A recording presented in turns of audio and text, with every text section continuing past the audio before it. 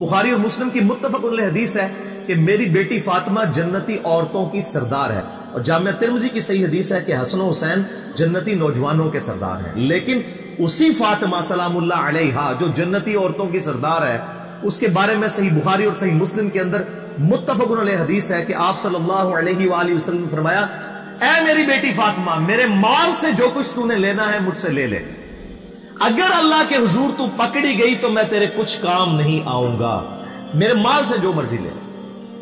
ये आपको तो कहा गया था, लेकिन हमें सुनाया गया था कि कोई ऐसा फरसूदा अकीदा ना रख लेना कि बगैर अमाल के ही इंसान को जन्नत मिल जाएगी। अमाल और अल्लाह की रहमत दोनों चीजें शामिल हाल हो, सिर्फ अमाल भी कोई शय नहीं है। बुखारी और मुस्लिम दोनों में हदीस मौजूद है कि आप सल्लल्लाहु अलैहि वसल्लम ने फरमाया, कोई शख्स भी महज अपने अमाल की बुनियाद पर जन्नत में नहीं जाएगा। एक सहाबी ने बड़ी जुर्रत करके पूछा, अल्लाह के रसूल सल्लल्लाहु अलैहि वसल्लम, क्या आप भी? आपने फरमाया, हां मैं भी, जब तक मेरे रब की रहमत मुझे ढांप ना ले, मैं भी महज अपने अमाल की बुनियाद पर जन्नत में दाखिल नहीं होगा।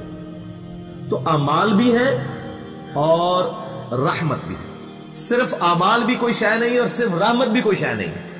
वरना इमाम मोहम्मद गजाली रहमहुल्लाह ताला का कौल जो है मुझे बड़ा पसंद है इस कॉन्टेक्स्ट में, जो कीमिया सादत में उन्होंने उलमाए सू की क्लास ली है। अब ये सख्त बातें अगर मैं अपनी रेफरेंस से करूं तो लोगों को बुरी लगेंगी। इमाम मोहम्मद गजाली फरमाते हैं कि ऐसे उलमा जो मिंबरों पर चढ़कर अल्लाह ताला की रहमत की आयात आउट ऑफ कॉन्टेक्स्ट सुना सुनाकर, कुरान हकीम में जहां पर भी रहमत की आयात और तौबा की आयात आई वो इस एतबार से आई कि जो तौबा करने के बाद इस्लाह कर ले। पूरे कुरान में कोई एक आयत भी ऐसी नहीं है कैटेगोरिकल कि इंसान अपनी इस्लाह ना करे और अल्लाह ताला फरमाए कि मैं अपनी रहमत के दरवाजे उसके लिए खोल दूं। कतन ऐसी कोई आयत नहीं। तो जो उलमा, इमाम गजाली फरमाते हैं कि अल्लाह की रहमत की आयात सुना सुनाकर लोगों को अल्लाह ताला से गाफिल कर रहे हैं, क्या ये लोगों को ये मैसेज देना चाहते हैं कि कुरान हकीम में जो अल्लाह के नाफरमानों के लिए धमकियां आई हैं ये सब की सब फजूल बातें थी, और अंबिया किराम अलैहिस्सलाम जो अल्लाह के अजाब से डराते रहे ये सिर्फ शुगल मेला था और आखिरत में कोई पकड़ नहीं होनी? ऐसे उलमा वाजिबुल कत्ल है। ये इमाम गजाली फरमा रहे हैं कि हुकूमत वक्त का काम है कि इन पर तौबा पेश करे, वरना इनको कत्ल करवाए, इन उलमा को जो अल्लाह ताला का ये गलत तसव्वुर पेश करके लोगों को अल्लाह का बागी बनाए। और अक्सर वाइजीन इस वक्त यही है, लोग उन्हीं की बातों के ऊपर खुश हैं, इन्हीं एनजीओ की बातों के ऊपर खुश हैं, इन्हीं दुनियादार उलमा जो दुनियादारों को खुश करने के लिए बातें करते रहते हैं। उनका तो अल्लाह ताला बड़ा गफूर रहीम है जी, जो मर्जी करो, अल्लाह ने साड़ी नमाजा नहीं चाहिए। और भाई अल्लाह ने कब कहा है कि मुझे तुम्हारी नमाजें चाहिए? अल्लाह तो कहता है तुम्हें तुम्हारे लिए नमाजें चाहिए, और नमाज को इतना कैजुअल बना लिया इन्होंने। सही मुस्लिम के अंदर हदीस है, आप सल्लल्लाहु अलैहि वसल्लम ने फरमाया, बंदे के कुफ्र और इस्लाम के दरमियान फर्क ही नमाज है। जो नमाज पढ़ता है वो मुसलमान है, और जो नमाज नहीं पढ़ता वो पाकिस्तान के शनाख्ती कार्ड में मुसलमान है, अल्लाह की डेफिनेशन में वो अमलन काफिर है। सही मुस्लिम इंटरनेशनल नंबरिंग के मुताबिक 246 नंबर हदीस है। आप जाके पीडीएफ खोल लें, इस्लाम 360 में जाके 246 नंबर हदीस सही मुस्लिम किताबुल ईमान चैप्टर में खोल के देख लें कि बंदे के कुफ्र और इस्लाम, शिर्क और इस्लाम के दरमियान फर्क ही नमाज है। आप बेशक अपने आप को मुसलमान क्लेम करते रहे, लेकिन वो शनाख्ती कार्ड वाला मुसलमान है, निकाह तलाक वाला मुसलमान है, उसका जनाजा भी पढ़ दिया जाएगा, पैदा होगा, अजान भी दे दी जाएगी। अल्लाह के हुजूर वो मुसलमान नहीं है, वो बस कलमे का ही हम एहतराम करते हैं, अदरवाइज तो अमलन काफिर है वो। इसी तरीके से जामिया तिर्मिज़ी में हदीस है, सुनन निसाई के अंदर हदीस है, सुनन इब्न माजा के अंदर हदीस है कि आप सल्लल्लाहु अलैहि वसल्लम ने फरमाया, जिसने नमाज छोड़ दी गोया उसने कुफ्र किया। मन तरक सलात मुतअम्मिदन फक़द कफ़र। तो इससे ज्यादा और क्या सख्त बात की जाएगी किसी को यकीन आए कि जिसने जानबूझ के नमाज छोड़ दी उसने कुफ्र किया। आप जानबूझ के ये ना समझिएगा कि मैं बाल बच्चों से कमाई करता ना तो मैं टाइम नहीं मिलता। जानबूझ की डेफिनेशन भी नबी अलैहिस्सलाम ने बुखारी और मुस्लिम में मौजूद है कि अगर कोई शख्स बेहोश हो जाता है या सोया रह जाता है, ये दो ऑप्शन है, या तीसरा ऑप्शन है वो भूल जाता है, तो जैसे याद आए उसी वक्त वो वाली नमाज पढ़ ले।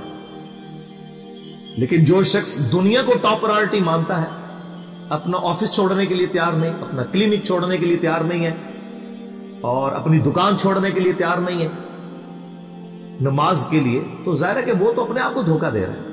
اللہ تعالیٰ تو اپنے معاملات کے اندر بالکل اسٹریٹ فارورڈ ہے، بالکل یہ ذہن میں رکھ لیں۔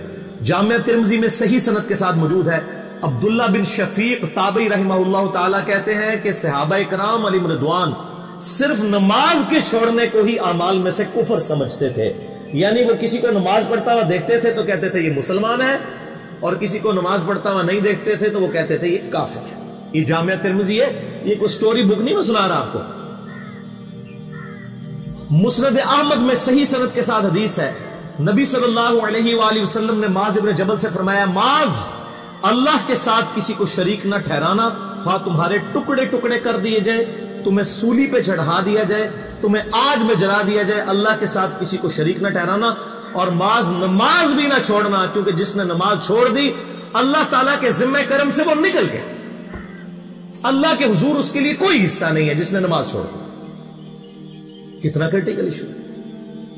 اور اسی طریقے سے مسند احمد میں یہ ایک اور حدیث ہے کہ آپ صلی اللہ علیہ وآلہ وسلم نے فرمایا، جس شخص نے اپنی زندگی میں نماز کی حفاظت کی، قیامت والے دن وہ نماز اس کے لیے نور ہوگی، نجات ہوگی، اور اس کے حق میں دلیل ہوگی، اور جس نے نمازوں کی حفاظت نہیں کی اس کے لیے قیامت والے دن کوئی نجات، کوئی نور اور کوئی دلیل نہیں ہوگی، الٹا اس کا حشر قارون، فرعون اور ابی ابن خلف کے ساتھ ہوگا، والعیاذ باللہ تعالی۔ یہاں تو ہم کہہ دیتے ہیں یا اللہ جو کچھ بھی ہے تیرے محبوب کی امت سے ہے، یعنی یا اللہ ہم نے تو اپنی اصلاح کوئی نہیں کرنی، ہمیں اسی طریقے سے ہی قبول کر لیں، والعیاذ باللہ تعالی۔ اور کچھ ویسے علماء کا بھی اس میں بڑا برا کردار ہے کہ انہوں نے نماز کو بھی اتنا مشکل فرض بنا کے پیش کیا ہے کہ ایک عام آدمی کے لیے، اور جو دنیاوی معاملات کے اندر بھی انوالو ہے، اور کسی ایسی عورت کے لیے جس کے کئی بچے ہیں، مطلب اس روٹین کے اندر اس نماز کو مینج کرنا مشکل ہو جاتا ہے۔ ہمیں تو عشاء کی صرف 17 رکعتیں بتا دی گئی ہیں، حالانکہ 24 گھنٹے کے اندر ٹوٹل نماز کی رکعتیں 17 ہیں جن کی اکاؤنٹیبلٹی ہے۔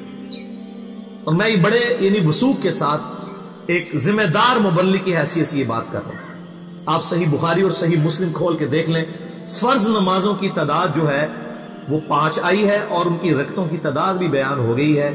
فجر کے 2 فرض، ظہر کے 4 فرض، عصر کے 4، مغرب کے 3 اور عشاء کے 4، اور سفر میں سارے 2 فرض ہیں، مغرب کے 3۔ یہ ٹوٹل 17 رکھتے ہیں جن کی اکاؤنٹیبلٹی ہے۔ باقی جتنا گڑ پاؤ گے اتنا میٹھا، وہ ساری نفلی عبادت ہے۔ وہ بخاری اور مسلم دونوں میں حدیث ہے، جس نے فرض کے علاوہ 12 رکعتوں میں استقامت کی، اور وہ 12 رکعتیں آپ صلی اللہ علیہ وآلہ وسلم نے پڑھ کے بھی بتائیں، اور امہات المومنین میں سے سیدہ عائشہ نے، سیدہ ام سلمہ نے، سیدہ ام حبیبہ رضی اللہ عنہن نے روایت بھی کی کہ 2 فجر سے پہلے، 4 ظہر سے پہلے، 2 ظہر کے بعد، 2 مغرب کے بعد، 2 عشاء کے بعد، یہ 12 سنت موقدہ، جس نے یہ پڑھی اسے جنت میں محل ملے گا۔ اگر کوئی نہیں پڑھتا تو گنہگاری والا معاملہ کوئی نہیں ہے۔ اسی طریقے سے اس کے علاوہ ایک اور وتر کی نماز ہے جو سنت موقدہ ہے۔ وہ سیدنا مولا علی رضی اللہ تعالیٰ عنہ علیہ السلام کا قول ہے کہ وتر سنت ہے، سنت ہے، سنت ہے، مگر اسے مت چھوڑو۔ ہے سنت ہے لیکن تاکیدی ہے۔ آپ صلی اللہ علیہ وآلہ وسلم نے سفر میں بھی وتر اور فجر کی 2 سنتیں پڑھی ہیں، لیکن یہ صرف افضلیت کے اعتبار سے تاکیدی ہیں، ان کی کاؤنٹیبلٹی کوئی نہیں ہے۔ البتہ یہ ضرور ہے، سنن ابی داؤد میں ایک حدیث ہے کہ جس کی قیامت والے دن فرضوں میں کوتاہی نکل آئے گی تو اللہ تعالیٰ فرمائے گا میرے بندوں کی جو نفلی اور سنت عبادت ہے اس کو تول لو اور فرضوں کے ایکویلنٹ قبول کر لو۔ تو آپ اگر یعنی سنتیں پڑھیں گے تو اس کے ایکویلنٹ نفلوں کی کوتاہی پوری ہو جائے گی، ادروائز اکاؤنٹیبلٹی اس کی کوئی نہیں ہے، یہ ذہن میں رکھیے گا۔ صحیح بخاری اور مسلم دونوں میں حدیث موجود ہے، ایک صحابی آئے، انہوں نے کہا یا رسول اللہ صلی اللہ علیہ وآلہ وسلم میں جنت میں جانا چاہتا ہوں، مجھے کوئی شارٹ کٹ بتا دیں۔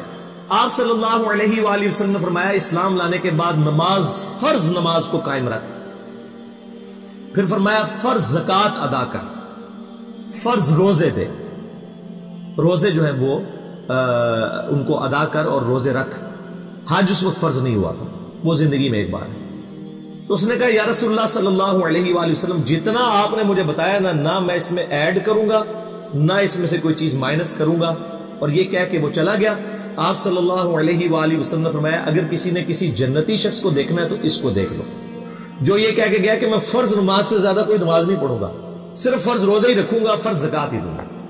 اب روزہ اور زکات میں تو ہمارے علماء کو اور عام پبلک کو بھی جو دیندار لوگ ہیں ان کو ہضم ہوتی ہے کہ کوئی شخص یہ نہیں کہتا کہ بھئی پیر اور جمعرات کا روزہ، صحیح مسلم میں حدیث ہے کہ آپ صلی اللہ علیہ وآلہ وسلم کے نفلی روزوں کی یہ روٹین تھی۔ کوئی آپ کو یہ نہیں کہے گا کہ جس نے جمعرات اور پیر کا روزہ نہ رکھا اس کے رمضان کے روزے ہی قبول نہیں ہوں گے، کوئی کہتا ہے؟ کیونکہ ان کو پتہ وہ نفلی ہے۔ اسی طریقے سے زکات تو صرف 2.5% ہے نا، باقی تو نفلی صدقات ہیں جتنے مرضی دیں۔ کوئی شخص نہیں کہتا کہ نفلی صدقہ نہ دیا تو آپ کی زکات بھی قبول نہیں ہوگی، الٹا یہ کہتے ہیں وہ بس جی زکات دے لو تو باقی سارا مال پاک ہے۔ لیکن جب فرض نماز کی باری آتی ہے تو اس وقت وہ 12 رکھتے ہیں بھی، سنت موقع بیچ میں گھسیٹ دیتے ہیں، وہ بھی صرف فضیلت ہے۔ ٹوٹل 17 رکھتے ہیں، 2 فجر کی، 4 ظہر، 4 عصر، 3 مغرب، 4 عشاء۔ یہ میں کو اپنے لیے گراؤنڈ نہیں بنا رہا، میں تو الحمدللہ اس کے علاوہ بھی نفلی عبادت کرتا ہوں، لیکن میں بتا رہا ہوں خدا کے لیے لوگوں کو دین ایسا مشکل نہ پیش کریں کہ جو نبی علیہ السلام نے امت کو وہ دین نہیں دیا ہوا، اپنی مرضی سے انجیکٹ نہ کریں دین، لوگوں کے لیے مشکلات نہ کھڑی کریں، ان کو فرض نماز تک رکھیں۔ پھر انشاءاللہ کئی لوگوں کو میں نے اس نے نماز شروع کروائی، انہوں نے سنت نماز بھی، نوافل بھی شروع کر دیا، لیکن آپ کم از کم وہ ڈیٹم لیول تو اچیو کروائیں لوگوں کا۔ لیکن فرض نماز کی باری آتی ہے کہتے ہیں جی سنتے بھی حصہ ہے، کہاں سے میرے بھائیو حصہ ہے؟ وہ 17 رکھتے ہیں، سنتیں پڑھیں گے ثواب ہے، نہیں پڑھتے گناہ کوئی نہیں، تو کم از کم فرض تو ادا کریں۔ اس کے لیے آپ کو ٹوٹل 24 گھنٹے میں میرے خیال 40 منٹ بھی نہیں چاہیے فرض پڑھنے کے، تو اس کے اوپر تو استقامت کم از کم ہم اختیار کریں۔ اور چھوٹی چھوٹی جو نٹی گٹیز ہیں ان کو تو ہم نے اتنا فالو کیا ہوا ہے، اور فرض نماز کے بارے میں ہم اتنے کیجول ہو جاتے ہیں۔